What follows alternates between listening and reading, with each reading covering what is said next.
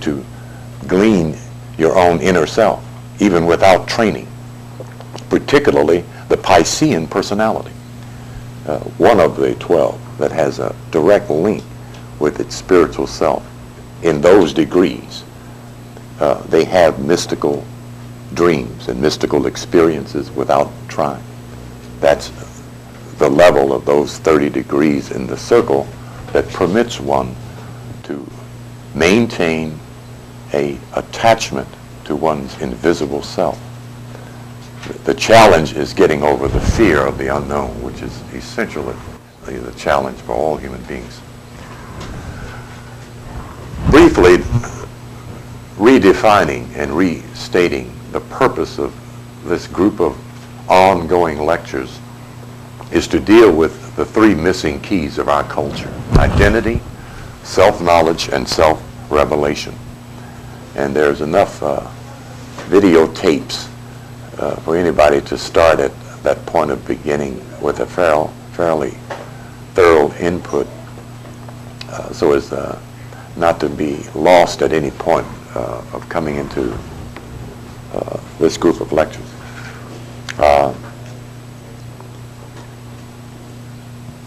We've been able to trace back with a great deal of evidence the reality of who we are in terms of name, and understanding that name reflects nature, how we function, our abilities and talents, our powers, is the significance of having a name as an individual, as well as a family, and as a ethnic group of people, not as a race.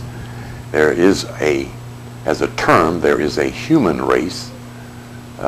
So the misconception of different races is a European input, not an African input.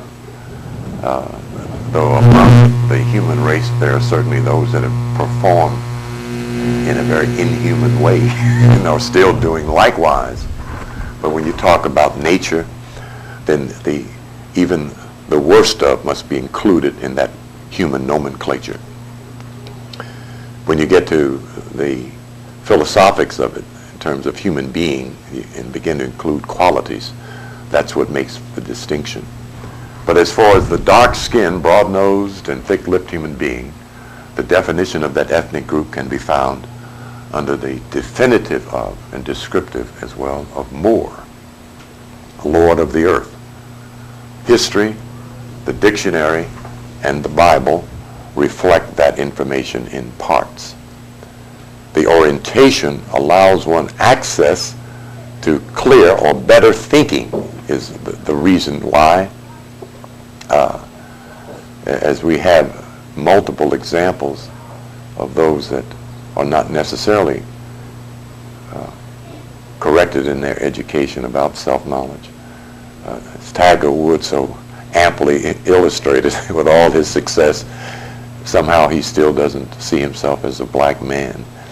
And academically speaking, justly so. Just as he shouldn't see himself as a Negro. We're not Negroes and we're not black people. We're Moors.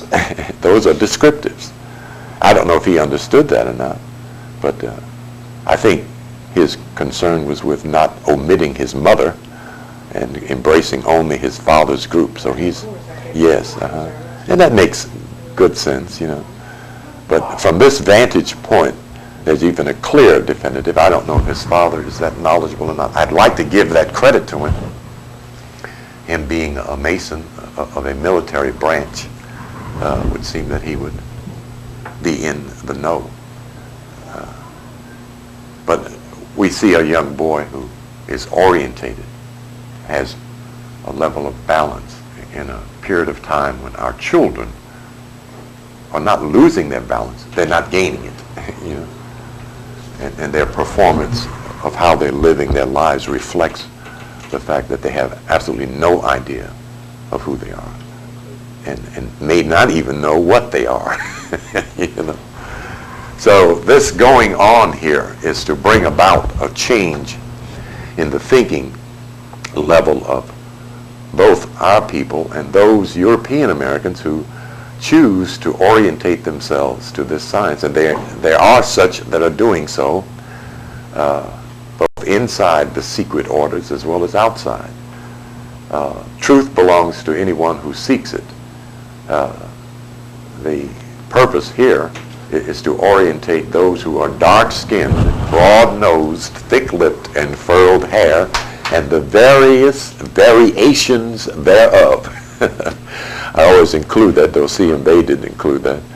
But we're talking about genetics, and our genetics make all complexions of human beings. No other ethnic group can do that. There are jet black Chinese and jet black Japanese and jet black so-called American Indians. So we know where the strength is in our genetic coding. That's not for pride's sake. That's for awareness' sake. As I like to mention what the Spirit gave me years ago, pride is knowledge is faith without knowledge. Is probably more disorientating than anything else because it allows the ego to swell. And when the ego is there, that's when you have the description of Iago in Shakespeare's play of Othello the Moor is about the psychology of dark-skinned, broad-nosed, thick-lipped people. The problem of paranoia, jealousy, and phobic fears, if you've ever heard or seen or read the play of Othello. This science of astrology, in its best presentation, again allows you to look from the correct perspective, inside out. Astronomy, as he's so amply demonstrating and quite thoroughly, is a look from the outside out. Okay? And as you gain more information, you find that we are made from inside out. We're made from top to bottom, from the brain to the loins. The difference being subconscious thinking and conscious thinking, and supra-conscious thinking is where success transpires in the balanced human being. Astrology allows you the opportunity to discover your talents, abilities, and powers, the strength of your character, your endurance, your ability to maintain and to aspire not to survive. We have done survival to death. Okay? And survival is holding on to what you have and not gaining what is provided for you. And that's a psychology. We can see that. We are orientated to hang on, hold on. And one brother spoke to me on the elevator in my building and said, "How you doing, my brother?" I said, "Oh, I'm hanging in there." He said, "Wait a minute, brother. Ain't we done enough damn hanging?" I said, "Yeah, you're right, man. You're right." And it's true. We've learned to hold on, hang in there from the generations of our ancestors who were obliged to hold on. The incarcerated black man as a, quote, slave, unquote, could do only hold on, hang in there, survive. And if it had not been for his mother, we would not be sitting here now. She is the bulwark of our strength of survival. Black Rage, a book written by two black psychiatrists, Hobbes and Greer, points this out very well. But we're in a cycle of self-discovery, the unfolding of the true self. And that true self, as we know in Moorish science, is God. John chapter 10, verses 31 to 36. I quote that in every class. My favorite verse, and second to that, is Psalm 82, verses 5 to 8. The argument between Jesus and some Jews, some colored folks, that were about to stone him. And he states, "I have shown you many good works. For which of these good works do you stone me? And their reply was, we stone you not for good works, but you, being a man, make yourself out to be God. And his reply, and for that era, if that particular allegory came from a fact of circumstances, and I suspect that at some point some master said that to somebody. Does not your scriptures say that you are God's? And if your scriptures so read, they cannot be changed. Now that statement clarifies something important about joining a church to be saved, joining a religion to be saved. It says something about your given nature. And he was talking to Jews that were not following him. He was not talking to divine beings. He was talking to knuckleheads with rocks in their hand, okay? The dudes on the corner, as it were, about them already being gods. See? Which tells us that that level of universality is incorporated in our nature. It is our birthright. We're not adopted by anybody, okay, which makes you a stepchild. But it's about discovering yourself. Finally, in our world, we are coming to the realization of our tremendous worth and valuableness. And that's psychologically therapeutic, healing, just in knowing and being aware of that. And being able to raise your child with that idea in his consciousness allows him to avoid a multitude of roadblocks, pitfalls, and other trippings and trappings along the way. If he knows his life has purpose and it's going somewhere, he's going to value his life. If he thinks he is worthless and what everyone else has is of greater value than him, he's going to take the chance to get that which is valuable. That's human nature, you see. So we see the disorientation. We see that there is no real human education going on in the black community. Now this, I'm not accusing all black children of being crooks, robbers, muggers, murderers, and thieves, but the problem is, in terms of how many, is that there are too many. And the other issue is it can be changed. Time is not going to solve that problem. Time will sweep those negative forces and those who cling to them off the planet, out of the way. That's the horrendous blind force of nature. We as conscious beings should not be subjected to that. How you doing? Come in. So we're trying to find means, methods, and ways to raise ourselves above the blur of our lives so we can see what's up. Okay? That's what knowledge does. That's why knowledge is considered power. It allows you to know and understand your own nature and the nature of those in your world. Astrology tells us that in this circle of 360 degrees, there are 12 segments that are representing the 12 blueprints of human species on planet Earth. We happen to have the privilege to be the first copy instead of the carbon copy of what human being is. Again, that is not for pride's sake, but for awareness. And in understanding that, we then know about the covenant. I was reading this morning, last night and this morning, of Noah, and between Noah and God, that both the Christian church and the Jewish synagogue, and now the black Hebrew and the black Jew, have gained this other psychology that makes them better than some other black folks.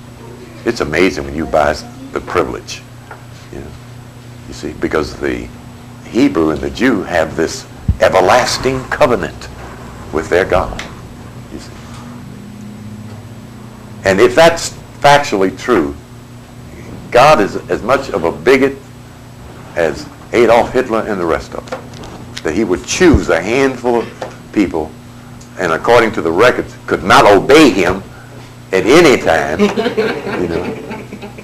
He really is off balance. So we know that can't be the proposition. Okay? When we talk about perfect mind, perfect knowledge, we know that that universal level of mind does not make mistakes. The conception of that perfection is what causes mistakes. In that covenant, and the covenant I'm talking about, and I guess I should have done this before I put my wonderful circle up here. It looks more like an egg than it does a circle. Let me erase this for a minute. I'll get back to that. We've done this before, so I'm not going to do it all, but I'm going to dramatically illustrate this, because what we're talking about differs from what you'll find in the average astrology book. We're talking about our records of the past in relationship to the sciences of self-knowledge. When Noah built the ark, and the Lord told him to bring into the ark all the animals, 2 by 2. I love this. It was a light of flash for me. The reason I think this is so clever, but not because I did it or discovered it, but because it makes so many parts of this book make sense. Where there are places in Christian sermonettes that are not only boring, but useless.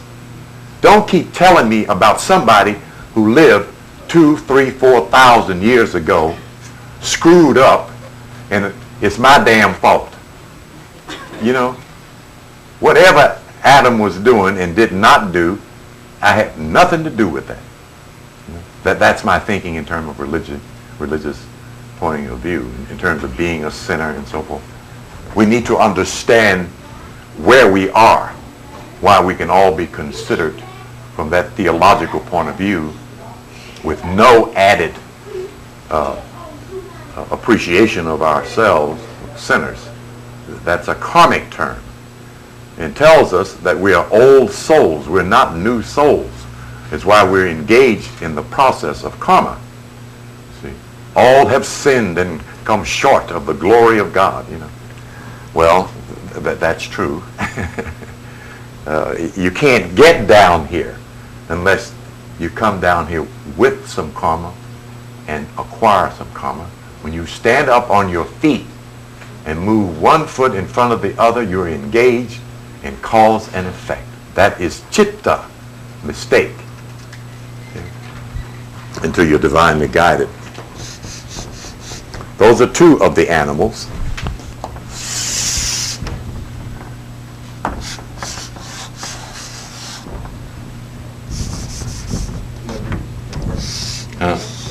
Libra, right, thank you. Yeah, thank you. I keep doing that. I keep putting Aquarius over there. The scale of balance and the bird. If you've read that particular segment of Genesis, there's a constant mentioning of birds. And birds are 2 things in symbology. The force that saves and higher thoughts. The only animal that leaves the earth and reaches a higher level of our atmosphere and hemisphere is the bird. So it represents higher thoughts, that they were all to be brought in to the ark. The clean bird and the dirty bird. All in the ark. Okay. So let me just kind of, for those, all of you should have this information. Well, okay. I wanted to bring all 12 of them in there. First, I'm not getting the expertise of structuring this like I should be able to.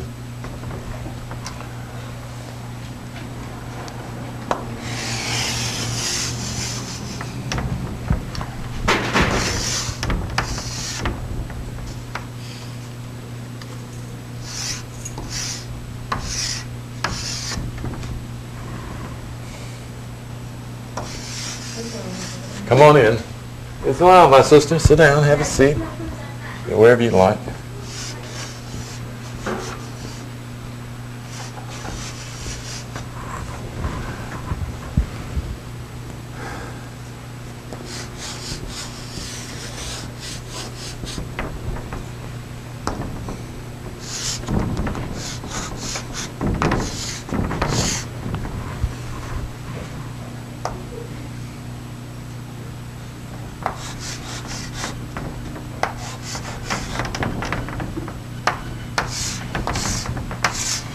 There are all the animals, 2 by 2, in terms of a polar polarity, the reflection or opposite of each sign, are all the animals. Now, if you look at the other, like this book here, elaborates upon this venture, which is a strange kind of idea, in search of the lost ark, the sign and the seal.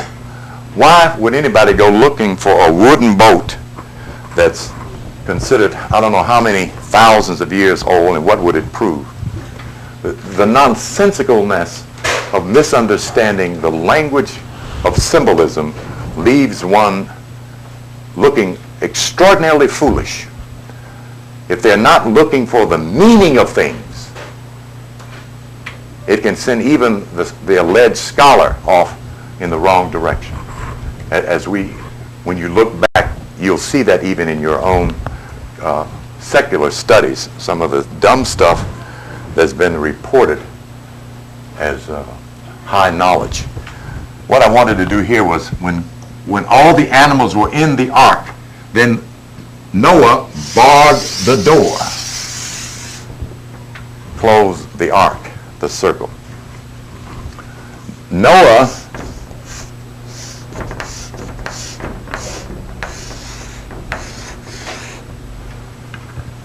is the knower. Okay, that's Noah.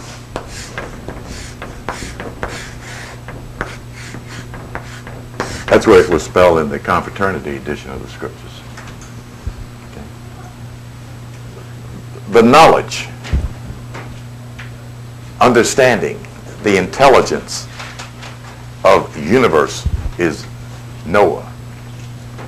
What one writer states that also helps as understanding the keys to knowledge are found biblically and also probably Quranically, as well as the Bhagavad Gita, in the names of the great ones mentioned. The Bhagavad Gita comes out of a 27,000 verse poem, an enormous piece of literature.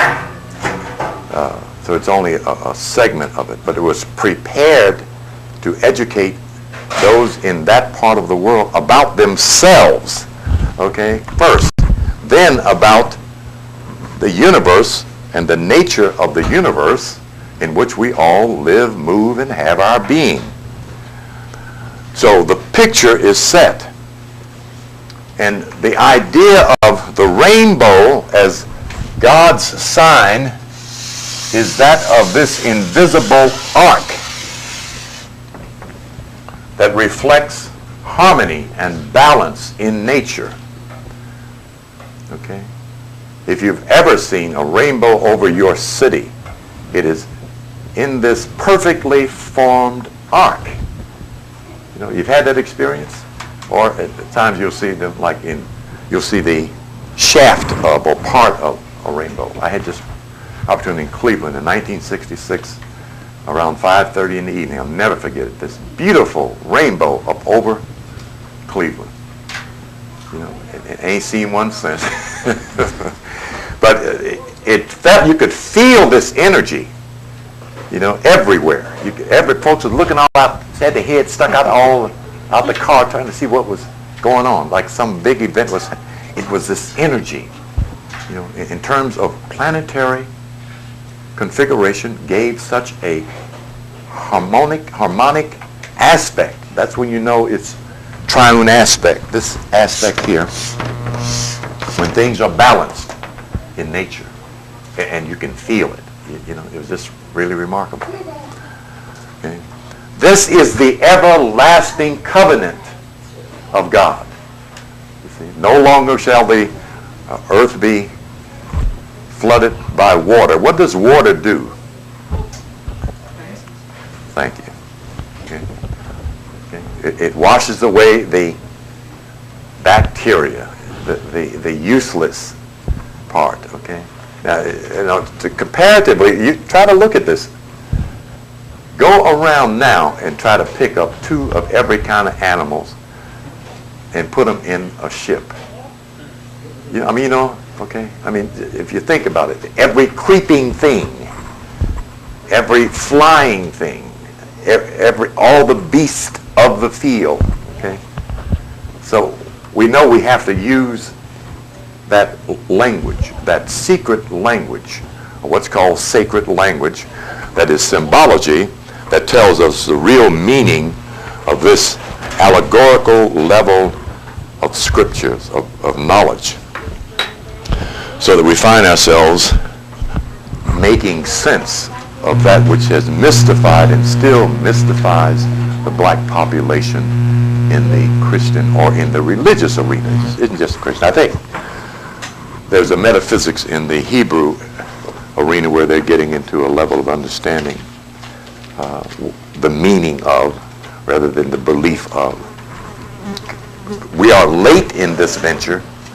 The European, that's why we're looking at the tape of a European explaining African past and African glory instead of a black man standing up there explaining it with even greater clarity and more insight.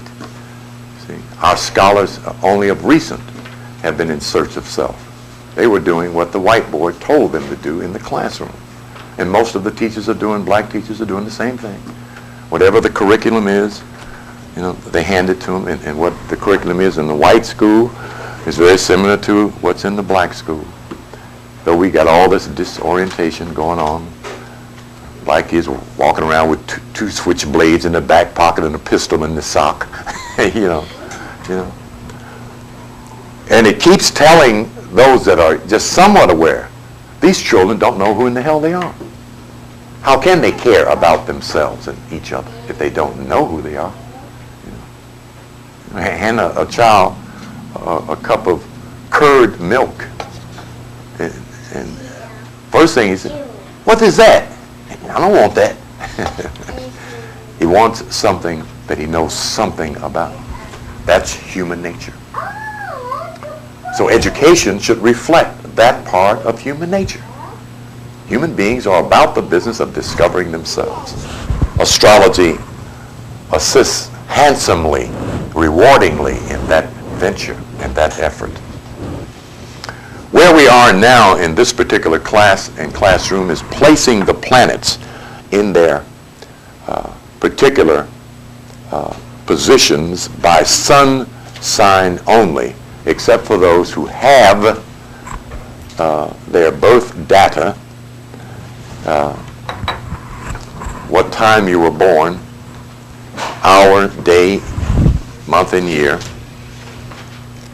And this is supposed to be our study book, which we don't have any more copies of, and it's sold out in the supply store. I mean, they don't even have them at what's a New Leaf supply house. So there are some other books around, but this one is well written. It makes easy reading and quick comprehension. So one of the reasons why I recommend it. There are a few others around. There's some books that are so complex and scholarly, like this one. You get this and you're going into another system that does not have the credibilities that the other natal systems of learning the signs. The first thing one wants to do is to learn the signs. That begins with knowing what things mean. What does Mars do? What type of energy does Mars have when it's found and where it's found in your chart? What does your sign reflect in terms of the 30-degree angle on which you were born that makes you uniquely different from someone else born on the same date near the same time in the same year. Okay. Again, that is self-knowledge. The energies that affect various parts of our body that comes from outside of self, because that's what you're talking about with the first level of astrology, the planet's energies coming into our physical and affecting our behavioral machinery. That's our glands.